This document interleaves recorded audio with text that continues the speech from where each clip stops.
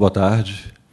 Queria agradecer aqui o convite do Festival de Brasília para a gente bater esse papo aqui e cumprimentar aqui o Eduardo Castro, diretor-geral da EBC, TV Brasil, que eu queria começar, antes de entrar direto no papo com TVs públicas, aproveitar a oportunidade para falar um pouco sobre o contexto em que as políticas de televisão se inserem, né? Porque há algum tempo a Ancine, a Secretaria do Audiovisual, ela já vem desenvolvendo políticas para a televisão. O Conselho Superior de Cinema, com representação interministerial e também da sociedade civil, vem se debruçando sobre esse tema também. Daí saiu como produto o Plano de Diretrizes e Metas para o Audiovisual, e a promulgação da Lei 12.485 permitiu que um cenário favorável se estabelecesse para que essas políticas pudessem se desenvolver, se desenrolar. Então, o que a gente pode falar aqui da Lei 12.485, que eu acho importante como contexto para que a gente entenda as ações que estão sendo feitas em relação às TVs privadas e TVs públicas, e, nesse sentido, fazer um preâmbulo aqui para o nosso debate aqui com o Eduardo e com vocês. Então, a primeira questão é a seguinte: a 12.485 ela dinamizou o mercado de TVs porque ela cria uma expectativa ela criou uma demanda por conteúdos brasileiros e conteúdos brasileiros de produção independente, e ela resolve o problema do financiamento a esses conteúdos, obviamente não só para a televisão, mas para os segmentos em geral, né, do audiovisual. Então, o que a gente pode dizer aí? Quais são os dois grandes elementos da Lei 12.485? O primeiro é a fixação de uma cota de programação em horário nobre para conteúdo brasileiro e brasileiro independente. Nós estamos falando do que, exatamente? Estamos falando de 155 canais de programação na TV paga, dos quais 108 têm que cumprir cotas, porque os outros 47 são canais comuns e que não têm essa obrigatoriedade, não há uma previsão legal para que elas cumpram cota. Então, 108 canais. Dentre as 4 categorias desses canais de programação que cumprem cota, nós estamos falando aí de algo em torno, descontados aí a política de reprises, nós estamos falando aí de mais de 5.000 horas de programação anuais, mais de 5.000 horas de programação anuais de conteúdos brasileiros por ano, por esse conjunto de canais que tem que cumprir essa cota de programação. Então, se eu estou falando de 5.000, vou pegar aqui uma cola. Se eu estou falando aqui de 5.486 horas ano, para ser preciso, considerando uma taxa de reprise de 6 repetições e meia, né, por obra, se eu fosse falar no geral, nós estamos falando de 35.658 horas ano nesse conjunto de canais.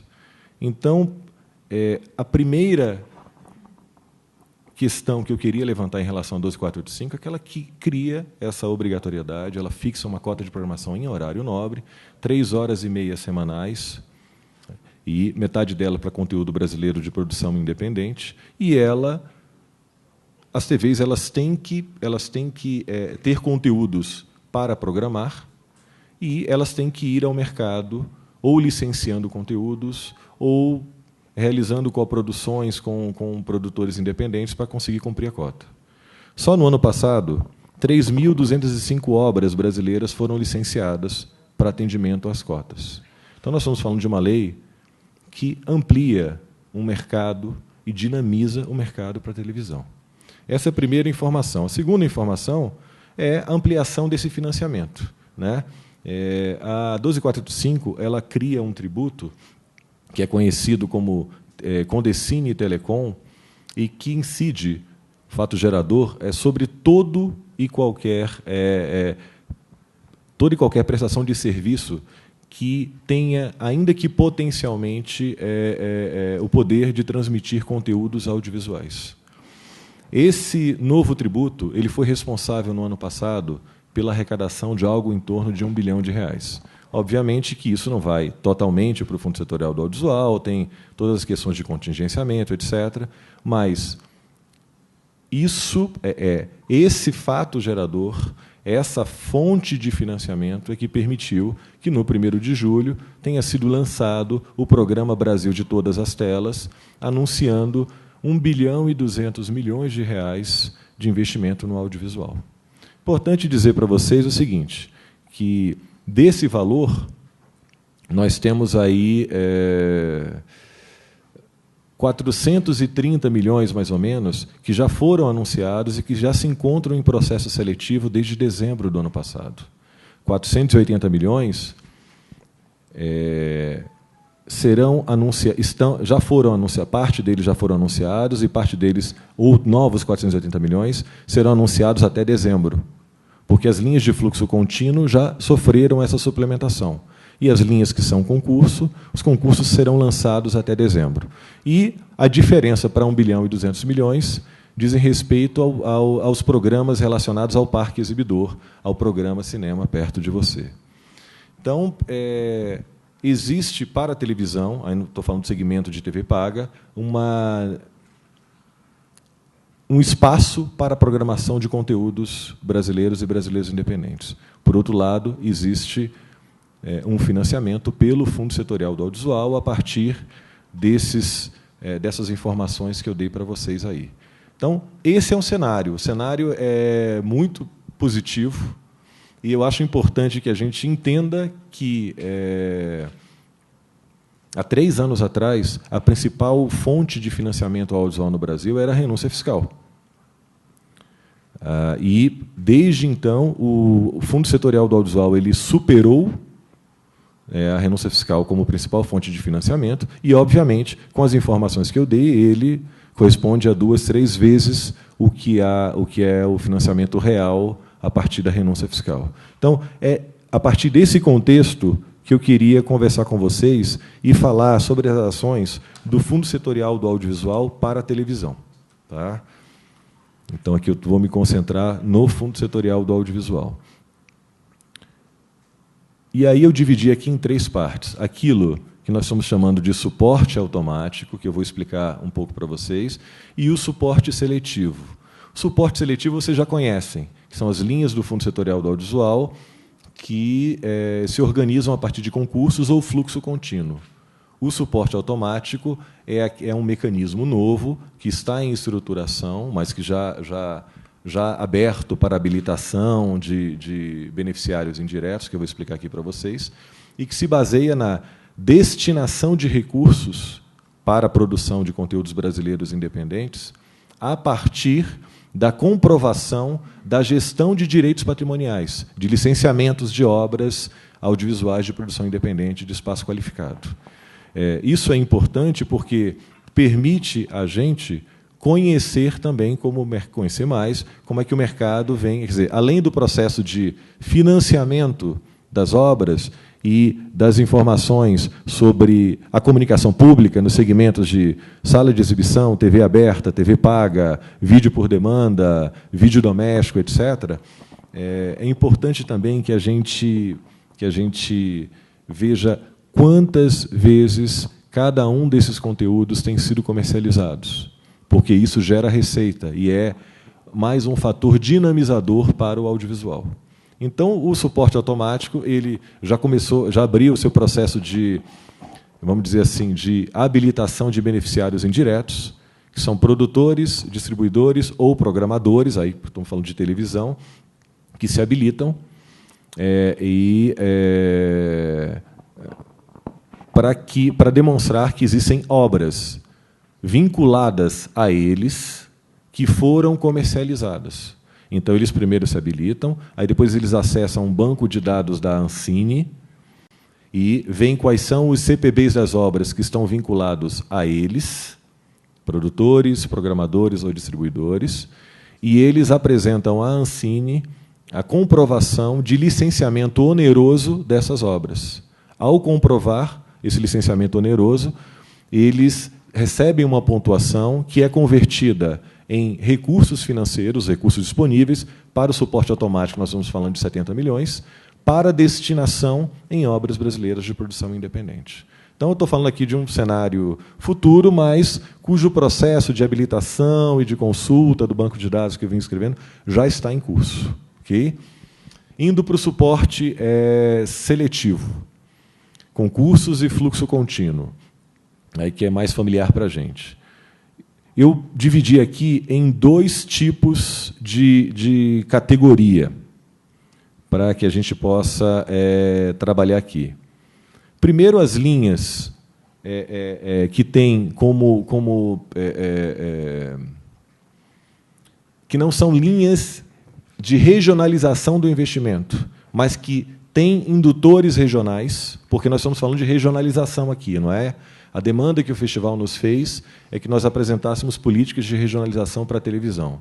Então, eu estou falando de linhas, todas as linhas do Fundo Setorial do Audiovisual têm indutores regionais. E é isso que eu vou apresentar. E, num segundo momento, e aí aprofundando mais, aquelas linhas que são de regionalização do investimento. Vou terminar falando de uma linha que é uma parceria entre Ancine, EBC, Secretaria do Audiovisual do Ministério da Cultura e entidades representativas dos segmentos do campo público de televisão, comunitário, universitário e educativo e cultural. E aí a gente vai deixar para o final para falar um pouco mais sobre isso. Mas, para falar das linhas, primeiro, quando a gente está falando de televisão, geralmente vamos falar de produção, quanto recurso está disponível para a produção. Mas há as linhas de desenvolvimento de projetos. São linhas novas, lançadas pela primeira vez em dezembro do ano passado, são 47 milhões de reais investidos em desenvolvimento de projeto, em 3 linhas, e haverá uma replicação. Então, nós estamos falando, de dezembro do ano passado até dezembro desse ano, do investimento de 94 milhões de reais em desenvolvimento de projetos.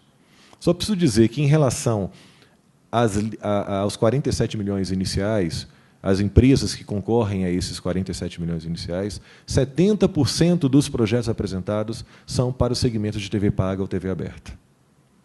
Tá? Então, são dados da habilitação, da fase de habilitação desses projetos, então já demonstra alguma coisa aqui para a gente. Não é? São 3 linhas, vou falar rapidamente, que o objetivo aqui não é falar das linhas de desenvolvimento, mas tem aquela linha, digamos assim, mais tradicional, que o proponente apresenta um projeto, um pré-projeto de desenvolvimento e concorre a recursos, e aí há uma diferença entre o valor a ser contratado a depender da tipologia de obra, se ela é ficção, documentário, animação, formato, se é seriado, não seriado. Há uma segunda linha de desenvolvimento, que é uma linha chamada Laboratórios de Desenvolvimento, que segue a mesma lógica da primeira que eu acabei de escrever, só que o proponente selecionado e contratado ele participa de uma dinâmica de laboratório. A Ancine está credenciando empresas que dão suporte ao desenvolvimento de projetos, que oferecem esses laboratórios, enfim, essa é a segunda categoria. E a terceira categoria é a linha de núcleos criativos, que ela estimula, ela financia o desenvolvimento de carteira de projetos. Então, aí há um investimento bem significativo de R$ 1 milhão para que a empresa estruture e desenvolva pelo menos 5 projetos.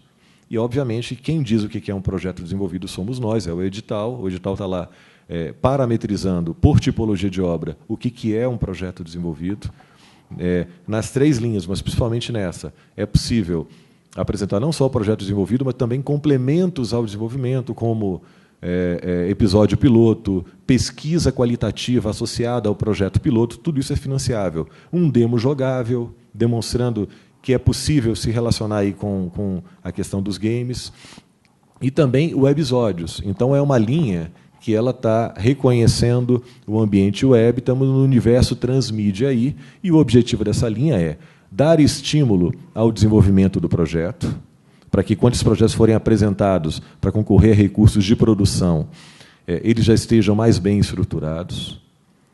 Né? Então, assim, tem esse objetivo, mas também porque é no desenvolvimento de projetos que você cerca a cadeia de direitos. E ideia e ainda mais uma ideia desenvolvida, é um ativo e tem que ser protegido enquanto um ativo brasileiro. A linha de desenvolvimento ela se relaciona com essas coisas que nós estamos falando. Então, eu acho que isso também está relacionado à televisão. E nessas 3 linhas de desenvolvimento, há cotas de regionalização. Nas 3, transversalmente, 30% dos projetos contratados têm que ser projetos das regiões Norte, Nordeste ou Centro-Oeste, 10% da região Sul ou dos estados do Espírito Santo e Minas Gerais, e os 60% restantes são disputados em igualdade de condições entre as 27 unidades federativas. Então, para falar de televisão e regionalização, falando do suporte seletivo e de linhas que não são linhas de regionalização do investimento, mas linhas gerais, que têm a questão dos indutores regionais, já falamos as linhas de desenvolvimento. O segundo passo que eu queria dar aqui é o Prodave 02, que é uma linha nova, é uma linha de programação, né? É uma linha de programação de conteúdos.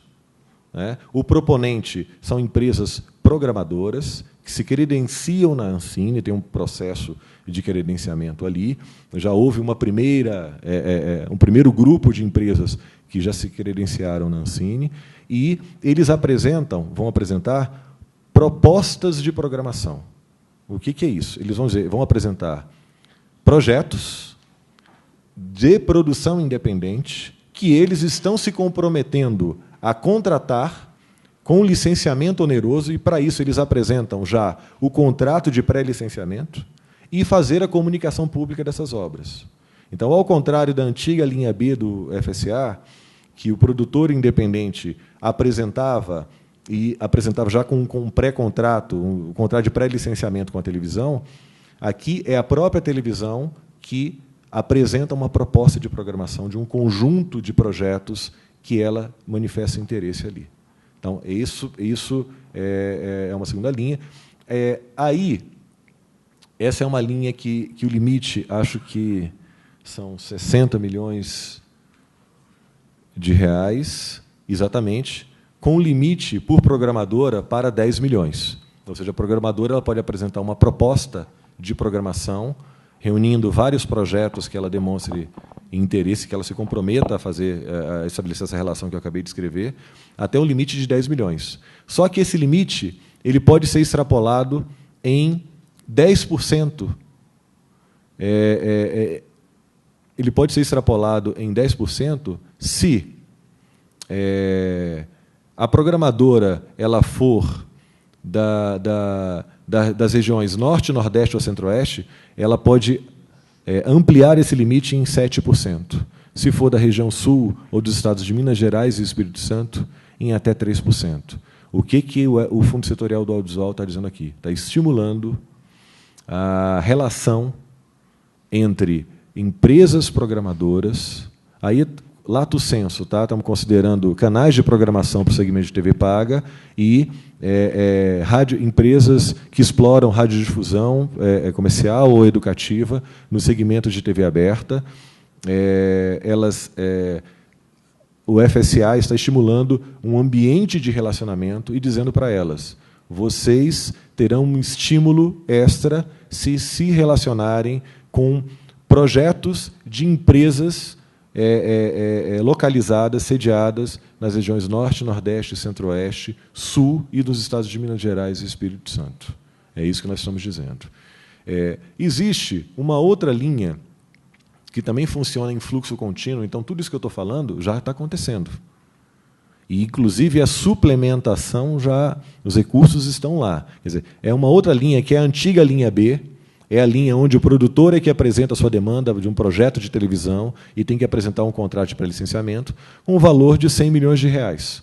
Tá? Um limite de 10% por proponente ou grupo econômico que ele participe, né? Aí o proponente é a empresa produtora, né?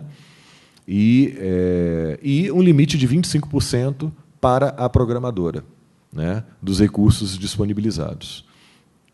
E aqui valem aquelas regras que eu falei para as linhas de desenvolvimento.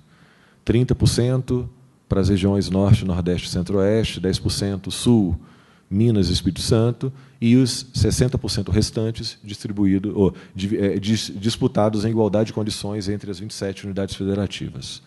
Então, assim, eu termino a exposição daquelas linhas, e são 5 linhas, né, com a aplicação dos indutores regionais. E passo a falar das linhas que foram criadas para a regionalização do investimento do Fundo Setorial do Audiovisual.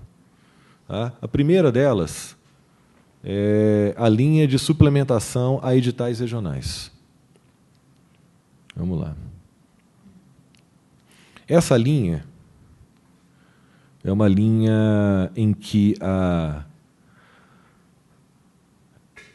o Fundo Setorial do Audiovisual ele se torna parceiro de governos estaduais e de prefeituras das capitais, das 27 unidades federativas, que têm políticas de fomento ao audiovisual.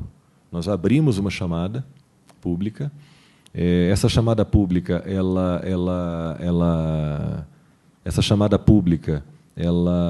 teve uma adesão gigantesca. Nós estamos falando aqui de 39 editais apresentados por 37 instituições, ou seja, em muitos casos, a instituição da capital e a instituição do Estado mandam propostas diferentes, e há casos onde as duas se unem para apresentar uma proposta única, como é o caso das secretarias de cultura de São Paulo, a municipal e a estadual. E então, nós estamos falando de 39 editais, de 37 instituições, de 24 unidades federativas. Os únicos estados que não participaram foram Roraima, Maranhão e Piauí. Todas as propostas apresentadas foram acatadas. Obviamente, é uma questão de ajuste das lógicas, porque são duas formas de financiamento diferentes, a forma local e a forma pelo Fundo Setorial do Audiovisual, mas o fato é que houve diálogo intenso com todas essas instituições, de todas essas 24 unidades federativas, nós ajustamos, e o placar de momento é esse. São 95 milhões de reais investidos pelo Fundo Setorial do Audiovisual em parceria. 95 milhões de reais são os recursos do Fundo Setorial do Audiovisual, certo? Mas nós estamos falando aqui, se nós somarmos o investimento local com o investimento do Fundo Setorial do Audiovisual, um investimento de 180 milhões de reais, cerca. Eu sei que e aí eu preciso explicar uma lógica e depois fazer uma ressalva e depois explicá-la por que os números que eu dei de 180 milhões ele não bate com a relação. Porque estamos falando de regionalização, estamos dizendo o seguinte: para os estados ou cidades, as capitais dos estados, das regiões Norte, Nordeste e Centro-Oeste, a cada R$1 colocado pela instituição local, o Fundo Setorial do Audiovisual põe R$2, a relação de 2 para 1. Na região Sul e nos estados de Minas Gerais e Espírito Santo, a relação é de 1 para 1,5. E nos estados do Rio ou São Paulo, é de 1 para 1. Isso levaria a crer que, se nós estamos falando que nós investimos 95 milhões de reais e que tem aí quase 180 milhões de reais, que é quase uma relação de 1 para 1. Mas qual é a explicação que existe aí? É porque muitos editais eles têm uma ação de fomento maior do que aquela que representa a parceria com o Fundo Setorial do Audiovisual. Então, por exemplo, eu, instituição local, posso lançar um edital que tenha 3 ações.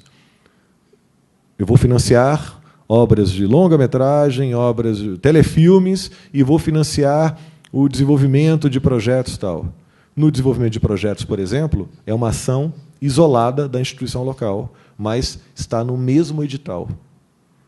E o FSA ele se associa em outras 2 ações. Então, o que nós estamos falando é que essa ação ela fortalece a tradição das instituições que já tinham uma política de fomento ao audiovisual, ela estimula o incremento de recursos por essas instituições, até porque elas sabem que a relação muitas vezes é favorável. Sessão feita Rio e São Paulo, a gente sempre coloca mais do que o que eles estão colocando, e há o efeito muito bom também de perceber que há estados ou capitais que não tinham tradição em políticas de fomento ao audiovisual, que acabaram estimulados com essa ação e lançaram editais para isso. Então, um dos primeiros produtos que nós temos é reconhecer quais são as cidades. Ainda não estamos trabalhando com cidades do interior, já chegaram algumas consultas, mas o primeiro edital não trabalha ainda com cidades do interior. Mas o primeiro produto que nós temos aí, qual é? É reconhecer quais são as instituições de que estados que têm uma política de fomento ao audiovisual. O segundo produto é estimular, fortalecer essas políticas locais, em parceria com elas, né? E o terceiro efeito muito bom é que, de alguma forma, o FSA só não contratará empresas dessas 24 unidades federativas que nós falamos, se não forem apresentados projetos. Então, o que a gente vê é que existe uma concentração do investimento.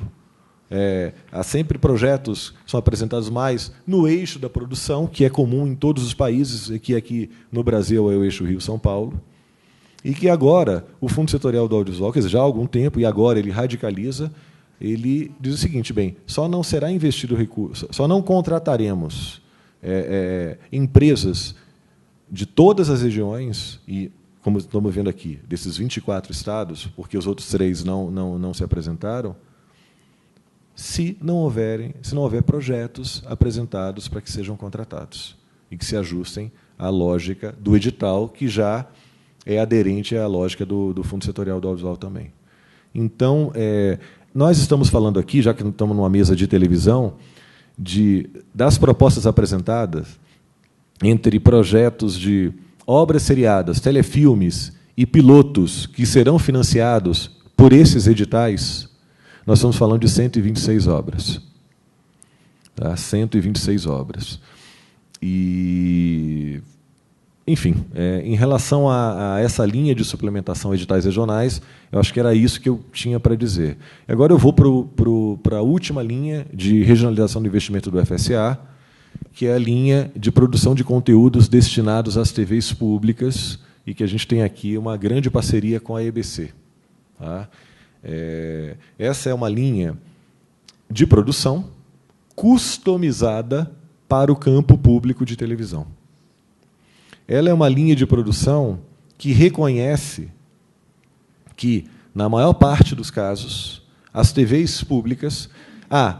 dando um passo atrás, a Lei 12.485, ela prevê, ela dá o comando legal que o Fundo Setorial do Audiovisual deve financiar conteúdos brasileiros de produção independente, cuja destinação inicial serão as TVs comunitárias e universitárias. Como essa linha ela regulamenta esse comando legal e convida para participar as TVs educativas e culturais, porque nós reconhecemos nelas um grande parceiro, desde a experiência do Doc TV, do programa Doc TV, do programa FIC TV, do programa Anima TV, que nós fizemos aqui, em parceria com as educativas e culturais, e reconhecendo também que a Empresa Brasil de Comunicação, que é a TV Pública Federal criada por lei, ela tem o papel de integradora da comunicação pública nacional, não só falando em televisão, mas falando das rádios também. E todas as modalidades de comunicação pública, agências, né? Então, assim, todas as... Então, essa é uma linha que teria que ser natural a parceria com a Empresa Brasil de Comunicação. O que essa linha apresenta diferente em relação às demais linhas de produção? Essa é uma linha que ela é construída em parceria com as entidades representativas das TVs comunitárias, universitárias e educativas e culturais, que compõe, junto com a Ancine, com a EBC e com a Secretaria do Audiovisual do Ministério da Cultura, um grupo de planejamento executivo. E essa linha ela vai financiar aquilo que foi identificado como demanda de programação do campo público de televisão. Avançando um pouco mais, os editais, são 5 editais regionais, eu esqueci de dizer que são 60 milhões de reais para essa linha, divididos por 5 regiões, são 12 milhões por região. Esses editais regionais, eles enunciarão as faixas de programação destinatárias das obras a serem financiadas com recursos dessa linha, do Fundo Setorial do Audiovisual.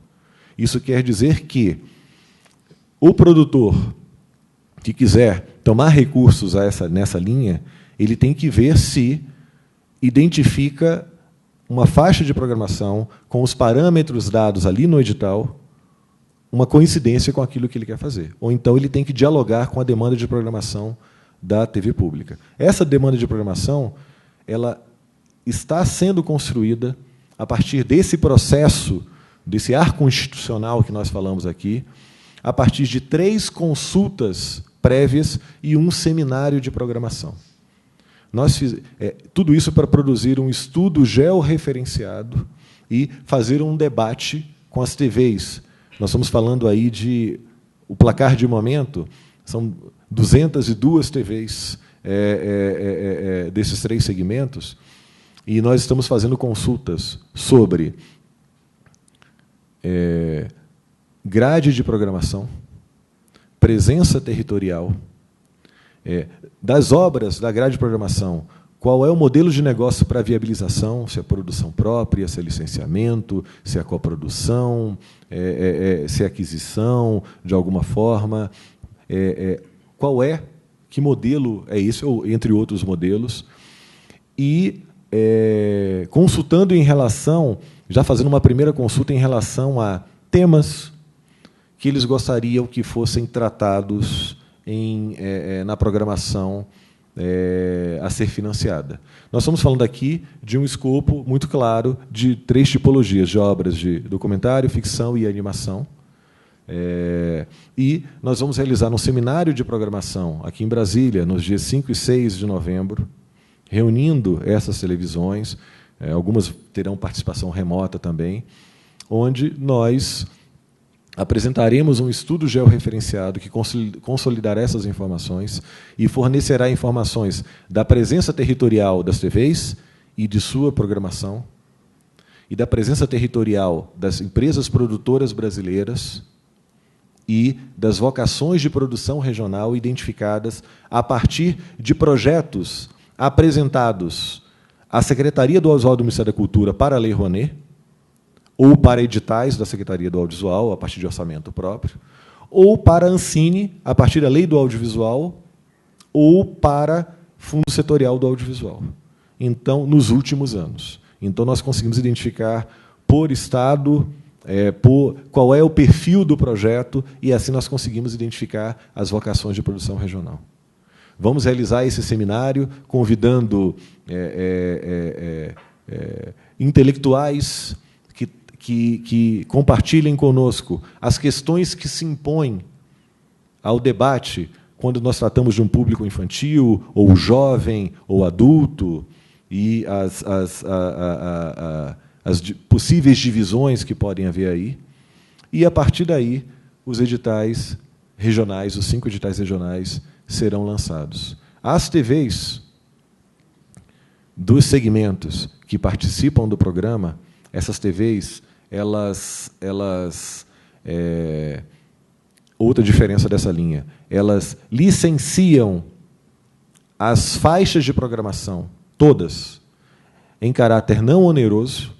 Então, ao contrário das outras linhas, onde sempre há um licenciamento oneroso pela televisão, nessa linha há um licenciamento não oneroso, com direito a 1 ano de comunicação pública pelas TVs desses 3 segmentos, com uma janela de exclusividade de 6 meses. Isso quer dizer que o produtor, que é o proprietário integral da obra, continua valendo isso. Esse produtor, a partir do primeiro dia do 7º mês, essa obra já pode estar sendo veiculada por uma televisão de qualquer segmento, TV paga ou TV aberta, e pode ser, inclusive, uma outra TV pública, né? A partir de um licenciamento oneroso, ele já pode veicular. Assim, nós mantemos as garantias que já é tradição para o produtor independente, mas conseguimos garantir uma programação para a televisão pública a partir de uma demanda de programação que ela fez, que ela ajudou a construir. Então, eu acho que por aqui eu paro e, enfim, quero ver aí os comentários do Eduardo e de vocês depois. Obrigado, Paulo. Palmas para o Paulo, palmas para a linha, que finalmente saiu. Foram 2 anos que a gente ficou discutindo para dar formato a essa linha, por causa das especificidades da lei, das especificidades do mercado, das necessidades da TV pública, enfim. Não foi uma tarefa... Ele usa a expressão customizada, eu falo que ela foi rendada entre a IBC, a Ancine, a SAVE e os outros, os entes representativos das emissoras públicas de televisão, porque, de fato, foi um trabalho longo para chegar de uma maneira que satisfizesse, eu acredito, a todo mundo que está envolvido. E, principalmente, o telespectador lá, ao final, o destinatário de todo o nosso esforço, né? A gente consegue estimular de uma maneira que nunca aconteceu o mercado da produção independente regional, voltado para a TV pública, garante programação inicialmente exclusiva, porque vai ser nova, né? E feita pensando na TV pública. Não é porque aquela programação que as outras linhas do fundo providenciam para a TV paga, elas, muitas vezes, elas podem vir a ser usadas para a TV pública, né? Uma determinada série, um documentário, alguns se adequam, mas não todos, àquelas especificidades da programação da TV pública. O contrário é verdadeiro. Se coube na TV pública, vai caber em qualquer outro lugar, claro, de acordo com a grade de programação das emissoras. Então, acho que a gente aporta novos conteúdos, mandando a nossa mensagem. Além de chegar ao telespectador da TV pública, em primeiro lugar, um produto novo, feito pela produção independente, pensado para ele, essa mensagem, né, que a TV pública passa nos seus canais também vai chegar a outros exibidores logo depois, fazendo a roda girar e dando sentido não só educativo, não só sentido de mensagem, mas também sentido econômico a toda essa renda, toda essa trama que a gente vem fazendo há bastante tempo. Para que vocês tenham uma ideia, o Paulo falou aqui de milhões e milhões e milhões, e são mesmo. Mas para que vocês tenham uma ideia, a TV Brasil, nos últimos anos, ela tem conseguido, variando de um ano para outro, algo em torno de 10, 12, o ano que eu me lembro mais, 18 milhões de reais de produtos que nós fomos buscar na produção independente. Agora nós estamos falando de 60 por ano. Só para que vocês tenham uma ideia, é mais do que triplicar a quantidade de dinheiro que a gente vai conseguir dispor, por meio do fundo, para buscar produto novo na produção independente e colocar a programação de qualidade na televisão, de graça, né, na casa das pessoas. Porque também tem essa, pensando no usuário, não é? A lei da TV paga, busca o telespectador que paga para assistir televisão. Aqui não. Aqui a gente utiliza do benefício da lei, investe no setor, na produção independente, estimula uma cadeia produtiva que não tem tanto apoio, na minha opinião, quanto deveria, ou pelo menos há quanto tempo deveria ter, e a gente tira do outro lado um produto que vai ser visto gratuitamente na televisão de todos os brasileiros. A TV pública hoje, a rede pública de televisão, já tem 55 emissoras geradoras. Só no analógico nós somos maior do que a Rede TV, em termos de quantidade de cidades que são atendidas pelo sinal terrestre. Fora o sinal na TV por assinatura, fora o sinal que é distribuído pelas parabólicas, também gratuitamente, né? os nossos próprios canais, a São Paulo, Rio, Brasília e Distrito Federal, São Paulo, Rio, Brasília e São Luís do Maranhão, onde a TV Brasil tem canal próprio, e também agora os canais digitais, que já vão se juntando a essa rede já de alguns anos, ainda com mais dificuldade do que no setor privado, como a gente pode imaginar, mas ainda assim que a gente vai e está incrementando as nossas redes de distribuição também pelo sinal digital. Então, eu reputo esse esforço que é feito aqui pela Ancine, pela EBC também, pelo setor da televisão pública, como algo muito importante para o nosso telespectador, algo muito importante para o produtor independente e algo muito importante para a geração de cultura no Brasil. A gente vai colocar na mesa das pessoas algo que ela hoje em dia não tem. A lei da EBC, a lei que é de 2007, né, a lei de criação da EBC, ela falava em estímulo à produção independente e estímulo à produção regional. Veio logo depois do Fórum das TVs Públicas, né, algo que foi muito marcado naquele momento, só que os instrumentos para fazer com que aquilo se transformasse em realidade eram escassos. Em determinado instante, era o orçamento da EBC, né, maior ou menor de acordo com as circunstâncias. A lei de criação da EBC cria lá a contribuição para o fomento da comunicação pública, né, uma parcela dos fundos já existentes e já pagos pelas teles, mas elas vão a juízo e conseguem, durante quase 6 anos, bloquear esse pagamento, enquanto a questão estava judicializada. A EBC ganha essa ação no ano passado, ganha uma ação importante no ano passado, do ano passado para esse ano, não vou saber dizer exatamente em que momento, se foi em 13 ou foi 14, mas, enfim, agora começa a se liberar esse dinheiro em termos orçamentários para a EBC, e, paralelamente, aqui a gente tem esse outro aporte, que a partir do ano que vem, a gente acredita, desse ano, né, já começa esse ano, como o Paulo falou, a partir de novembro a gente começa a fazer a roda girar, mas que na tela das pessoas, na casa das pessoas, vai chegar a partir do ano que vem. Então, veja a diferença em pouco tempo, né? 2007 para 2014, 7 anos, a gente tinha lá uma intenção plasmada na lei, produção regional e produção independente. A gente tinha como um primeiro aportador de recursos o orçamento da própria EBC, que era muito melhor do que sempre foi o da TV pública. Só que nada comparado às grandes emissoras de televisão, né, que tem, e ainda mantém, mudou um pouco de lá para cá, mas ainda mantém aquele formato deles produzirem para eles mesmos. Eles não vão buscar no produtor independente, até vão, hoje até mais do que antes, mas não como na televisão de outros países, por exemplo, que a grande fornecedora de conteúdos para televisão é a produção independente. Então, um salto que a gente dá em pouco tempo é muito grande. A gente, na verdade, o salto, ainda estamos dando salto, né? O pé está no alto ainda, não é? A gente vai cair lá no ano que vem, e eu acho que essa medida a gente ainda não consegue quantificar, já dá. São tantos milhões, são 200 emissoras envolvidas, são não sei quantas produtoras, a gente vai terminando esse levantamento, a gente vai saber. Quantificar, já a gente tem. Agora, qualificar, eu acho que ainda vai demorar um pouquinho.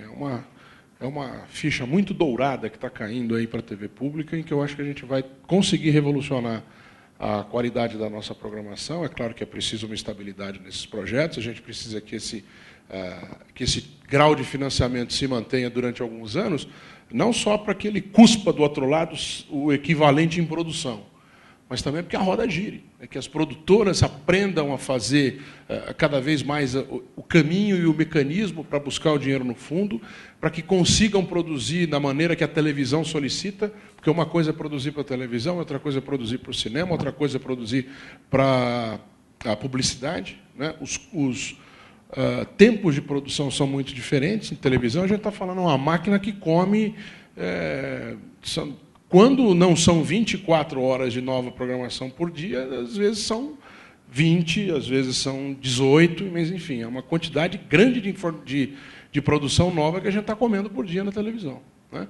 E isso solicita prateleira, isso solicita produção industrial, né? O mercado vai ter que se adaptar a isso, e eu acho que ele alegremente vai se adaptar por causa da regionalização. A gente tem uma grande expectativa que essa divisão, o bolo é equanimemente dividido e, como o Paulo já destacou nas outras linhas, a forcinha maior é para quem está fora do eixo tradicional de produção. Né? Então, a gente tem lá 12 milhões, 12 milhões, 12 milhões, 12 milhões, 12 milhões, e nos 12 milhões para o Sudeste não é a maioria para São Paulo e para o Rio. Né? A maior parte é para Minas e Espírito Santo. Então, eu acredito que a gente consegue desse jeito, não no primeiro ano, talvez, não no segundo ano, talvez, mas as pessoas vão conseguir, o mercado vai conseguir localizar maneiras, né, de interpretar exatamente o que a gente quer dizer quando a gente quer realmente fazer a regionalização. Quando eu digo interpretar, não adianta a gente ter laivos de que não, vamos produzir tal tipo de produto na Amazônia amanhã. Não, mas a gente vai indo. O primeiro passo é ter o dinheiro, o segundo passo é ter os produtores, e o terceiro é eles me dizerem assim: olha, eu já produzo isso aqui. Me ajuda a produzir esse aqui, ou eu acho que já dá para querer aquele lá. E dessa maneira a gente fazer com que a roda gire com regularidade e que a gente comece, talvez com um tipo de produto mais no sul, um outro mais específico, entre documentário, ficção, qualquer outro que tem lá, animação, né? Não adianta achar que vai sair tudo de todo lugar ao mesmo tempo. A gente espera que sim, saia tudo de todo lugar, mas não ao mesmo tempo. Mas nesse processo, muito vai se enriquecer da produção independente do Brasil, muito vai se enriquecer da indústria da produção do audiovisual brasileira, e eu tenho a mais absoluta certeza que vai impulsionar muito em qualidade a TV pública do Brasil, entregando lá do outro lado para o telespectador aquilo que a gente que trabalha no setor há tanto tempo vislumbra como possibilidade, vê como um caminho possível, mas, meu caro, se às vezes falta o dinheiro, às vezes falta a gente, às vezes falta a lei, eu acho que aqui a gente está conseguindo fechar de uma forma que não está mais faltando nada. Está faltando tempo, está faltando passar o tempo para a gente ver funcionar e sair com qualidade e cultura do outro lado. Obrigado.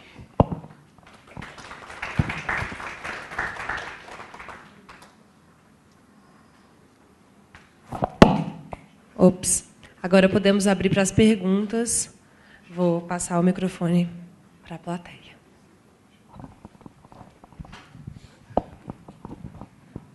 Milton Sintra. Eu acho que uma parte da pergunta é para os dois e uma acho que é só para Ancine. Se tem noção da demanda de horas de produção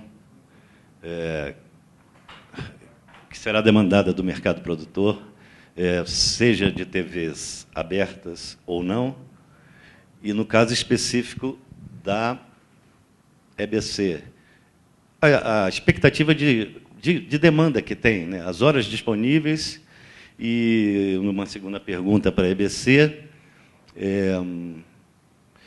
esses horários na grade que serão disponibilizados, existe alguma produção, né? Já existem as produções convencionais. Imagino que sejam aqueles horários ingratos, não, que a produção vai ter que chegar com uma tremenda criatividade para ainda cativar a audiência nos horários que as TVs não ocuparam. Só para responder. Em relação à linha de TVs públicas, esses 60 milhões equivalem, aí depende, se são mais documentários ou mais ficção, aí oscila um pouco, mas entre 180 e 200 horas de programação para essa aqui. Agora, sua pergunta ela foi geral, eu não tenho essa resposta aqui agora. Assim, das linhas de Prodave 01, com 100 milhões para televisão, quer dizer, a gente não conhece sequer os projetos que serão apresentados para ter uma ideia. É uma obra seriada, quantos episódios, qual a duração, então não dá para falar. Eu não digo nem a relação financeira, eu digo a quantidade de horas que será disponibilizada para os produtores. Horas disponibilizadas para os produtores? Eu acho que eu não entendi sua pergunta, porque... Qual é a demanda do mercado? Ah, entendi. Qual a demanda para que os produtores produzam isso? Entendi. Acho que você quer chegar ali em relação à capacidade instalada e talvez capacitação, é isso, né? Também. Tá, então eu vou entrar um pouco por aí, porque é verdade. A gente tem, por um lado, no segmento de TV paga, um espaço para a programação. Do outro lado, a gente tem o financiamento da programação e esse financiamento com estímulos à regionalização. Só que nós temos uma capacidade instalada. Esse estudo georreferenciado que foi feito olhando para as casas produtoras brasileiras, ela já demonstra alguma coisa em relação a isso, mas o que está acontecendo é o seguinte: o Programa Brasil de Todas as Telas, ele articula recursos do Fundo Setorial do Audiovisual, mas, além daquele 1 bilhão e 200 milhões a que eu me referi no início, tem recursos do Pronatec, que são recursos do Ministério da Educação, e esses recursos eles podem ser colocados, serão colocados a favor da capacitação para o audiovisual. Tá? Como é que está esse processo hoje? O Pronatec não é uma coisa feita para o audiovisual. O Pronatec é multissetorial e as mesmas instituições ofertantes em todas as cidades, em todos os estados, elas, por exemplo, a mesma instituição ofertante, dando um exemplo aqui, uma mesma instituição ofertante que dá um curso de uma limpeza de concha em relação a uma cidade ribeirinha ou litorânea e montagem de óculos, a ela pode ser solicitada a capacitação em animação em 3D.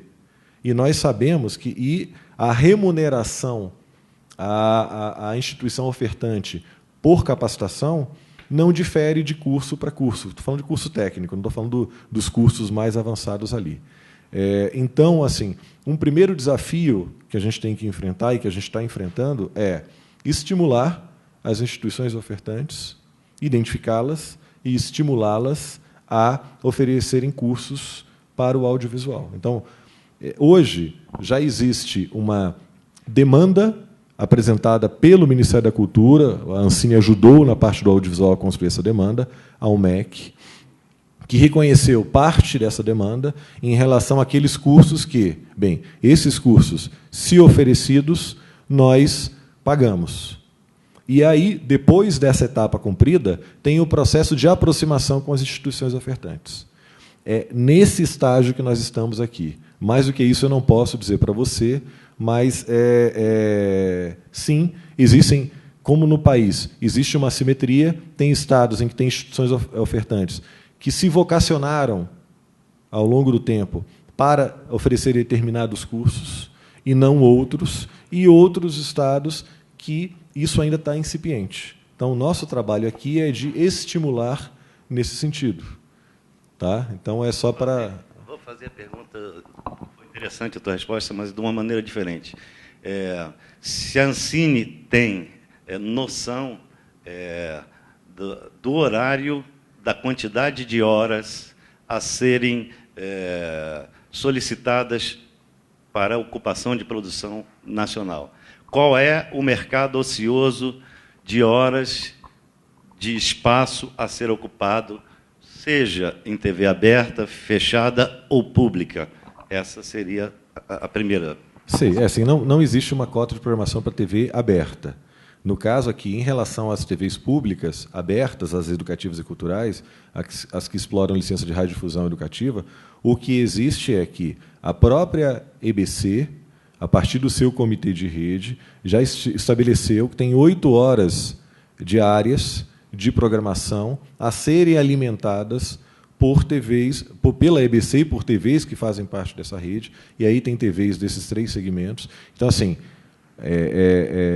na TV aberta não existe. O que está acontecendo é o seguinte: é uma aproximação e uma parceria que está abrindo espaços para que isso aconteça. E é óbvio que as TVs públicas elas se interessam por ter um conteúdo qualificado, principalmente quando elas participam do processo de demanda da programação, certo? Isso é um. Em relação à TV paga, eu falei aqui no início, exatamente, eu falei aqui no início, que são 5.000 exatamente, deixa eu dizer aqui exatamente, são 5.400... Sem óculos fica difícil, não consigo mais.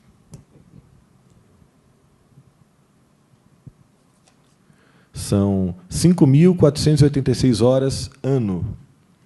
Tá? E, obviamente, que com a política de reprises, considerada as 6 repetições por cada obra, tal, 35.658 horas ano. Isso no segmento de TV paga. Claro que parte disso é licenciamento. Eu disse aqui também no início que só em 2013 foram licenciadas mais de 3.000 obras para cumprimento da cota. Então, não estou falando que essas 5.000 horas tem que ser fruto, tem que ser produto de novos projetos que sejam financiados, que cheguem à produção agora. Estou falando de obras que já existem e obras que não existem. Tem obras que já estão no processo de captação via os processos de renúncia fiscal ou de orçamentos próprios da Ancine, da SAV, da EBC, das secretarias e fundações de cultura aí pelo país, mas é disso que eu estou falando. Quer dizer, sim, sabemos qual é o espaço a ser ocupado, sim, sabemos que é ambicioso. Agora, acho que é melhor tratar isso como um doce problema do que pior seria se não houvesse recurso, se não houvesse espaço para programação, né? Então, é bom enfrentar esses doces problemas assim. Mas aí eu passo para o Eduardo para ele responder. É uma resposta difícil em quantidade de horas, porque a gente parte da quantidade de dinheiro.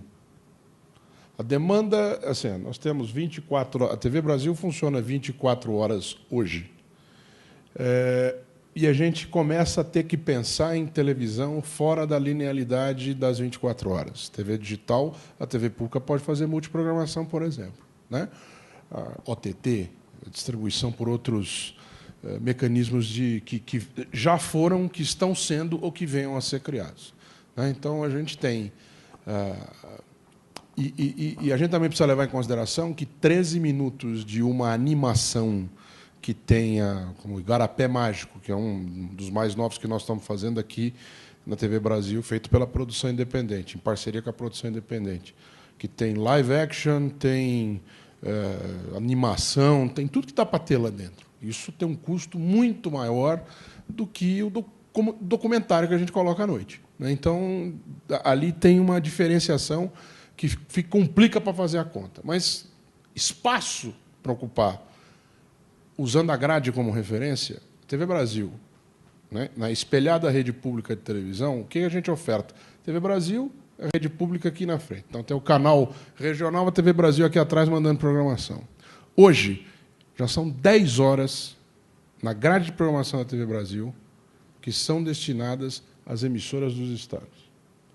Elas, infelizmente, não ocupam essas 10 horas. Algumas não ocupam sequer 1 hora, porque elas não têm capacidade de produção. Ou por meios próprios, ou ela mesma fazendo, ou ela contratando e indo buscar alguém quem faça para ela. Então, só aqui na grade diária da TV Brasil, eu tenho 10 horas que eu destino, ou posso destinar, já está furado aqui, já está vazado, esperando vir programação regional. Em algumas emissoras vem, em outras emissoras não vem, em algumas outras, no caso, a gente pega essa programação regional e exibe nacionalmente. Então, é muito espaço. É muito espaço. Sem contar que, se me chegar uma série documental, uma série infanto-juvenil de dramaturgia amanhã brasileira, a gente alegremente saca algumas das estrangeiras que a gente tem no ar. Porque a gente tem algumas séries estrangeiras, a gente tem animação estrangeira, e a gente tem outro tipo de dramaturgia estrangeira, porque a oferta nacional, infelizmente, não é... Em termos de qualidade é boa, mas em termos de quantidade não é. Nós vamos colocar no ar agora, em novembro, uma novela angolana. Primeira vez que uma novela africana vai ser transmitida no Brasil. Nós vamos passar às 11 horas da noite. Ao término de uma novela tem um período grande no ar, 4, 5, 6 meses, 8, dependendo de como é feita a exibição. A gente espera que ali esteja. Hoje em dia a gente já tem dramaturgia ali, mas a novela vai acabar. O que eu vou colocar no lugar? Se já houver produto sendo espirrado do outro lado, em termos de dramaturgia, para as 11 horas da noite, ou seja, uma coisa mais densa do que a gente coloca às 7 horas da noite, esse espaço está ali para ser ocupado. Animação pela manhã. A gente hoje tem um mix de desenhos nacionais e desenhos estrangeiros. Muito maior o número hoje do que 10 anos atrás de produto nacional. O Meu Amigãozão está lá, a Escola para Cachorro está lá, os Cupins estão lá. Mas também tem lá o Pingu, que o Pingu é suíço, né, que é pinguinzinho, que a garotada gosta. E tem outros produtos ali, outros desenhos animados de qualidade. A gente tem muito cuidado em que não venham de uma fonte só. Então, nós estamos indo buscar agora na América Latina também. É coisa que tem pouco. Mas tem pouco. A gente tem desenho peruano, mas vamos buscar mais. Mas, se eu tiver um desenho brasileiro para colocar no lugar, evidentemente que aquilo vai falar com mais tranquilidade para com a nossa audiência e vai ganhar um espaço, eu diria, naturalmente. Vai ter que inverter a ordem, a gente vai ter que segurar a onda para também manter um pouco de material estrangeiro no ar, porque é importante também que a gente tenha uma referência, que o brasileiro tenha a referência do que está acontecendo lá fora. Mas hoje, muitas vezes, a gente vai buscar porque é onde tem, né? E eu acredito que, aumentando a quantidade de produção brasileira, naturalmente ela ocupe esse espaço, vindo da qualidade, que a gente espera que venha, uma vez que a linha é customizada para isso.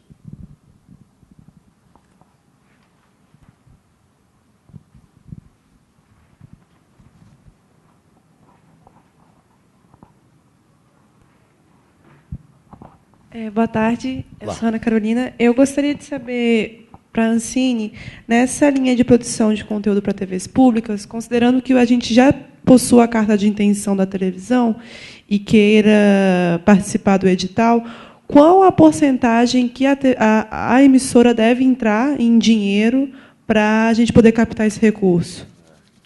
Então, primeiro, você não precisa de uma carta.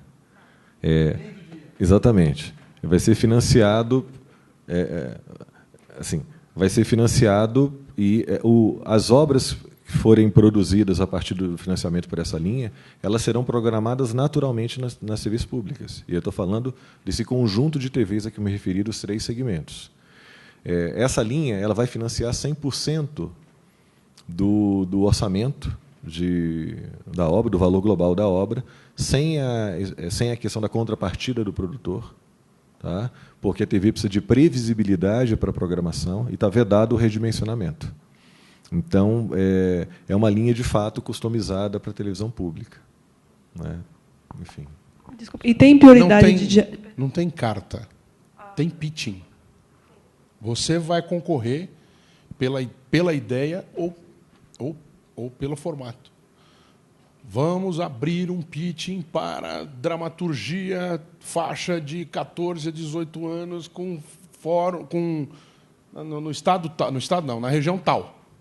Que a gente quer que saia dali, a gente quer que saia a dramaturgia para infanto-juvenil nordestino, que a gente já identificou que no Nordeste está tendo uma turma legal que está produzindo esse troço. Vamos buscar esse material. Abre, banca, separa. Está aqui o dinheiro, boa sorte, me traga na volta o produto. A TV encomenda, acompanha e exibe. Então, não tem prioridade de janela? Por exemplo, uma televisão pública tem que servir como primeira janela para só depois ir para outras televisões? Quando você trabalha, você tem é um mix de possibilidades aqui. Porque a rede pública, hoje, tem emissoras universitárias, e a gente espera que também tenha emissoras comunitárias. Eu não sei se nem isso é possível pela lei, não sei se eu estou falando uma besteira aqui, né? Mas pelo menos eu tenho a pretensão de que aquele material que a gente gera chegue à maior quantidade possível de entes públicos. Então, acho que dá para dizer que é um mix aqui de possibilidades, né? Não precisa necessariamente passar numa primeiro, depois passar na outra. A gente pode fazer esta aqui é a janela de rede. Esta aqui é a janela para a televisão comunitária, essa aqui é a janela para a televisão universitária. Entendeu? O que existe em relação à distribuição, quer dizer, esse é o cenário ideal que o Eduardo está falando, é o seguinte: as TVs públicas elas vão ter 1 ano para programação dessas faixas de programação, que traduzirão os 60 milhões de reais da linha. Com os 6 primeiros meses com exclusividade. Então, é isso. E aí elas vão fazer da melhor forma que elas quiserem, nos seus esforços de programação. Ok? Carmen Flora, produtora. 2 coisas só para te perguntar. Essa linha que está se falando bastante agora, ela vai ser lançada junto com aqueles editais do Prodав em dezembro? Ou vão ser editais das TVs públicas que vão ser lançados? Tem uma previsão? Como é que... Não, essa é uma linha que vai ser lançada, são editais lançados pelo agente financeiro do Fundo Setorial do Audiovisual, mas é importante que a gente entenda, quer dizer, nessa linha foi feito essa parceria para que a gente entendesse qual era a questão e que a gente construísse uma linha que funcionasse. Então, ela vai ser lançada, a previsão de lançamento dela é em dezembro. E por que a gente não lança agora? Porque a gente está construindo todo esse processo para entender o que é a demanda de programação da TV pública, para que a gente chegue lá e os editais eles já informem isso. E então, não será um edital da TV pública, como era no caso do DOC TV, por Estado. São 5 editais regionais lançados pelo agente financeiro do Fundo Setorial do Audiovisual. E aquela linha que tu falou, continuada, dos CPBs e... Do fluxo contínuo? Fluxo contínuo. É porque, não, na verdade, assim, tem linhas que são... tem processos seletivos que se organizam a partir de um concurso, definindo muito claramente qual é o período de inscrição ali, e todo um cronograma até a contratação, e tem as linhas que estão abertas até quando exista recurso financeiro. Então, eu convido vocês a entrarem nos editais da Ancine, do FSA, do BRDE, acessarem as linhas, porque cada linha tem sua regra ali, e, por exemplo, as linhas que estão em fluxo contínuo, elas já estão em funcionamento. Os recursos já estão disponíveis. E já com inscrições, já demandando trabalho para a gente, já está processando essas análises ali há algum tempo. Elas estão dentro desses Prodaves que saíram por último, ali até os 5? Sim, esses Prodaves, muitos desses Prodaves, na verdade, é o nome da linha, né? Quer dizer, o Prodecine são destinados para os segmentos de sala de exibição, os Prodaves para a televisão e o audiovisual em geral, vamos dizer assim. Então, na verdade, só são formas de classificação que se relacionam com programas de desenvolvimento de segmentos do audiovisual, mas, a rigor, nós estamos falando de um suporte automático, que é isso que está sendo estruturado, e tudo que se conhece até hoje é o suporte seletivo, que se organiza sob forma de concurso ou fluxo contínuo. Tá, obrigada. Espera que eu vou passar para o Márcio aqui. Pode passar. Roger Madruga, sou produtor de Brasília, aqui da Thor Filmes. Eu sei que vocês estão ainda discutindo o edital, né? Mas, se puder adiantar alguma coisa, até para os produtores se prepararem para esse edital, a Ancine puder, vai ser muito diferente dos Prodaves assim, atuais. Assim, eu sei que tem seminários e vão ter acompanhamentos. E também a EBC falar um pouquinho da linha editorial, só para a gente também saber o que vocês estão procurando, porque a televisão é justamente isso. Os produtores querem saber o que vocês querem programar. E a gente ouvir, porque nós estamos falando em dezembro, né, para a gente se preparar, para a gente também ter, da nossa parte, projetos e produtos que sejam viáveis aí nesses editais. Se puderem adiantar um pouquinho, eu sei que vocês estão ainda no processo, mas só adiantar um pouquinho qual a diferença do Prodave 1, desses Prodaves que estão atual, porque tem diferença, correto? Não, tem diferença. A questão é que nas outras linhas, o produtor leva seu projeto. Se é uma linha de televisão, ele tem que ter apresentado antes para a televisão, entrar num acordo com a televisão e levar o projeto lá. Porque, para ser contratado pelo FSA, tem que ter o contrato de licenciamento, né? Então, é para isso que essa é uma condição. Aqui, no caso, como eu falei, assim, imagina o esforço de mapear todas essas televisões, e não só a presença territorial, mas a programação de cada uma dessas televisões, e identificar para que a gente tenha uma base de discussão, de um debate, para aí chegar à demanda de programação. Então, assim, não dá para a gente adiantar. O que vai acontecer que é diferente é o seguinte: as faixas de programação serão compostas por obras das tipologias documentário, ficção e animação, faixas compostas por faixas que sejam obras seriadas, ou faixas compostas por obras não seriadas organizadas em faixas de programação. O processo seletivo vai ter aí 90 dias para essa linha, o período de inscrição, vai ter 90 dias, e a Secretaria do Audiovisual vai estar oferecendo oficinas para formatação de projetos aí nas 5 regiões para essa linha especificamente. Acho que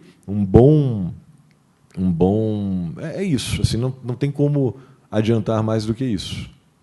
Mas talvez o senhor Eduardo possa falar em relação à TV pública. O que dá para dizer é que a gente está fazendo esse encontro em novembro, que dia que ficou? 5 e 6, né?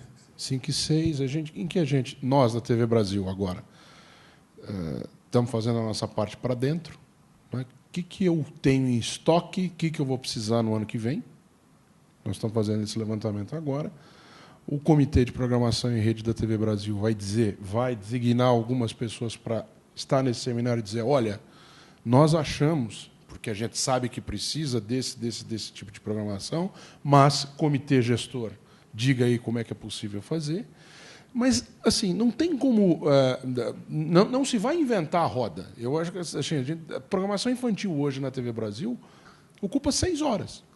6 horas a nossa grade hoje está a programação infantil. Então, eu acho natural que se busque de uma maneira ou de outra, ou não necessariamente no desenho animado apenas, na animação, mas, enfim, falar com essa faixa de população, para nós é muito cara, porque na TV aberta ninguém mais fala. Né? Dramaturgia para infanto-juvenil e também alguma coisa um pouco não, que seja diferenciada da novela, mas que seja dramaturgia brasileira, obviamente que em um momento ou outro vai acabar aparecendo. Né? E também questão de reflexão sobre a história e a atualidade do Brasil. Em outras palavras, eu falei aqui, dramaturgia, animação e documentário. Não tem muito como fugir disso. Né? Eu acho que não tem... Formato 13, episódio 26, aí é o clássico, ou vocês estão criando alguma coisa maior? Não, aí eu acho que a gente tem que ver também com pílulas, alguma coisa, eu acho que, como é assim, que é? A gente tem que começar a pensar, eu repeti aqui, uma frase que eu acho que é legal. Assim, a gente tem que começar a pensar também na televisão fora apenas da grade de programação que a gente tem hoje em dia de 24 horas. Isso é legal da gente... Nós estamos nos esforçando para pensar nisso. Né? Um formato que a gente entregue depois. Tudo aqui nós estamos falando de médio prazo. Nós estamos falando eu estou esperando para 15 para 16, não para 15 e 15 para 16. Eu acho que eu não tenho outra expectativa. Se a gente conseguir superar a minha expectativa, eu ficarei muito feliz. Mas eu não tenho essa ilusão de que um programa de esporte, com o grau de novidade que ele tem, que a gente consiga chegar nos finalmente muito antes do meio do ano que vem para adiante, em termos de entrega de produto. Né? Então, para nós é um exercício que a gente está tendo agora. Eu estou vindo um seminário de programação que a TV Brasil fez hoje aqui. Nós trouxemos, enfim, toda a nossa área de raciocínio em torno de conteúdo. São 2 dias em que a gente ficou discutindo tudo menos grade. Tudo menos grade. Não ficamos discutindo. Um seminário de conteúdo de programação que a gente não falou nenhuma vez em 8 horas da noite, 9 horas da noite, 10 horas da manhã. A gente está falando em formato, a gente está falando em entrega, a gente está falando em conteúdo propriamente. Né? E, obviamente, que essa discussão nossa aqui vai acabar se refletindo naquilo que a produção independente, espero, venha entregar e pretenda entregar para nós também. Opa! Boa tarde, Márcio Cury, produtor, diretor. Eu vou insistir um pouquinho num assunto que é o mesmo, só o foco que é um pouquinho diferente. Vocês mencionaram um estudo que estão fazendo para conhecer melhor exatamente as potencialidades, as características de cada região e as eventuais demandas. Esse estudo, nós teremos acesso a ele ou somente ao resultado prático? Não, assim, o estudo está se construindo, né, Márcio? Então, assim, claro, porque a gente está fazendo um esforço desse. Quando ele estiver consolidado, é óbvio que a gente vai... nos interessa compartilhar esse estudo com todo mundo, porque são informações, série histórica de projetos apresentados por região, por estado, a série histórica a presença territorial das TVs no país, a presença territorial das casas produtoras no país. Eu acho importante a gente se ver. É um esforço que... a gente está pegando uma informação que a gente não tinha nada, está começando do zero mesmo. Obviamente que hoje ele não está mais no zero, a gente está avançando bem, mas não concluímos ainda. Obviamente que até o seminário a gente terá concluído ou estará num estágio já para apresentação, porque acho que isso aí é contínuo, mas é óbvio que sim. Ok, tá. Boa notícia. Vou partir para últimas perguntas. Tá, que o nosso tempo está encerrando. A minha pergunta é sobre a parte tecnológica, essa atualização do parque tecnológico. Se existe algum desses fundos, ou o Funtel, que está aí financiando ou apoiando a aquisição de novos equipamentos, inclusive sem as onerações tributárias, que acabam inviabilizando, né, a compra de equipamentos para fazer face a essa demanda aí enorme que vocês estão colocando, né?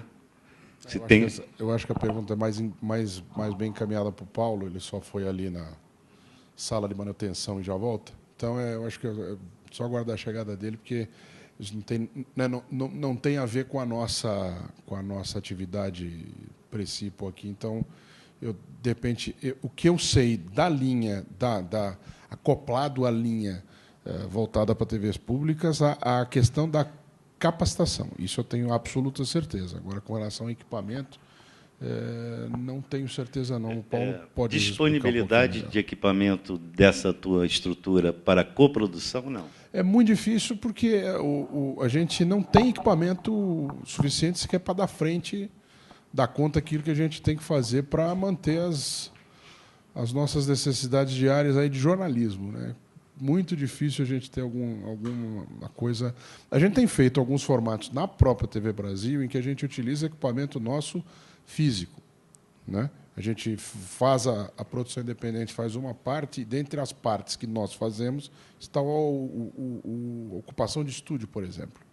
Isso a gente tem feito porque a gente acaba utilizando o recurso para buscar do produtor independente outro tipo de retorno. Mas eu acho que o Paulo é mais indicado do que eu para responder com relação a investir dinheiro para equipamentos. Posso pedir para ele repetir a pergunta? Por favor. Nós estamos saindo aí do analógico para o digital, e isso pressupõe a renovação do parque tecnológico, seja em salas de exibição, seja em equipamentos de produção, todos na área digital, né? Eu pergunto se tem a previsão no âmbito da Ancine, ou no âmbito do Funtel, ou Fistel, seja lá o que for, esses fundos que têm um monte de dinheiro que estão até parados, inclusive com a aquisição de equipamentos, sem essa tributação pesada, que dificulta aí a produção independente fazer face a essa demanda que vocês estão aí demonstrando. Sim. Sim, existe uma ação para a digitalização do parque exibidor. Tá? Para as televisões, aí já é uma coisa que extrapola, aí já a competência da Ancine já cruza uma fronteira aí, já entra em infraestrutura de televisão que não é mais, já não está mais na seara da Ancine. E para os produtores, não, isso não está previsto. Na verdade, o que está pressuposto é que, já como nós vamos financiar, o recurso existe para contratar os equipamentos e os equipamentos que sejam, digamos assim, que consigam dialogar com a demanda de, por exemplo, comunicação pública, veiculação digital das obras. Mais ou menos, quer dizer, existem os prestadores de serviço que alugam os equipamentos. Se existe o recurso, é uma questão aí. Não existe uma ação específica para renovar. Não. Mas você acha que seja viável abrir essa discussão para estruturar Eu acho difícil, pelo seguinte, porque já existem as empresas que prestam esse serviço. Essas empresas, não estou dizendo que elas tenham ou não tenham dificuldade, mas já existem essas empresas. Essas empresas elas já prestam esse serviço e já é natural, não só para produção na dimensão que a gente está falando, mas também para publicidade, por exemplo. Então, são as empresas que fornecem equipamentos para esforços de produção. Então, não sei se precisaria haver um investimento aí nesse... Em nível de produtor independente mesmo, né? Aquisição de equipamentos, até para coletivos, para pontos de cultura, para que se consiga disponibilizar estrutura de produção, né? Digo estrutura, equipamentos, para que quaisquer pessoas utilizem esses equipamentos. Eu entendi. Aí já é que não seja no nível que você falou. É como se fosse uma parceria com uma instituição pública no estado ou numa cidade, para que esses equipamentos pudessem estar ali sendo acessados pelos produtores. Linhas de fomento não para sei. produção independente, aquisição de equipamentos, produção independente, inclusive desonerada. É como vai para a indústria automobilística, sei lá, 2, 3 bilhões.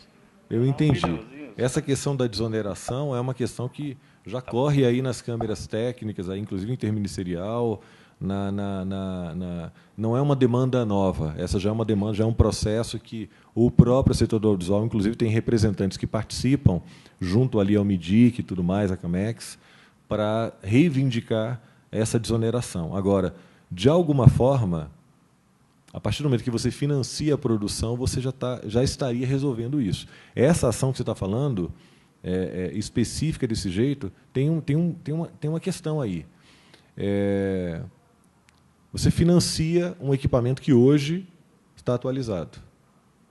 Se você não tiver uma dinâmica de atualização permanente disso, então, por isso é que talvez o melhor lugar para isso sejam justamente as empresas que prestam esse tipo de serviço. Agora, se a gente for chegar, como você citou, pontos de cultura ou alguma coisa lá, alguma coisa específica para equipamentos disponíveis para que possam ser acessados pela produção independente, assim, não, assim, o Fundo Setorial do Audiovisual não opera aí nesse grão. Entendeu? Eu acho que ele opera indiretamente, mas não diretamente como você está colocando. Tá?